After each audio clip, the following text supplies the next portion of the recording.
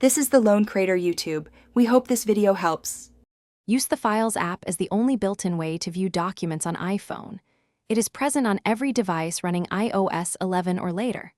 Files shows documents stored in iCloud Drive, on my iPhone, and third-party apps. You can browse locations and see folders and files with previews.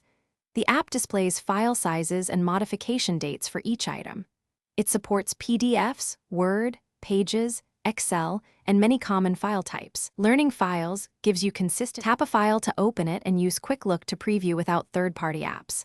Quick Look displays multi-page PDFs and images and lets you swipe between files. Pinch to zoom, scroll pages, and tap the share icon to see share sheet options. From Share you can copy, print, save to files, or open in another app. Use the search bar to find file names and sort by name, date, or size. You can also create folders and move documents for organization.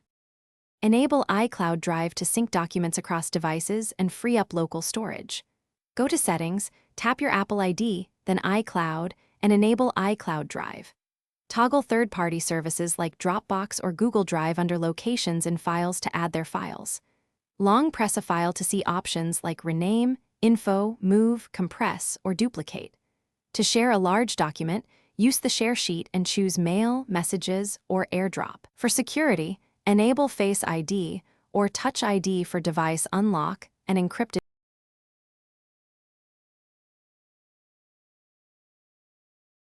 Thanks for watching. Consider subscribing if we helped you.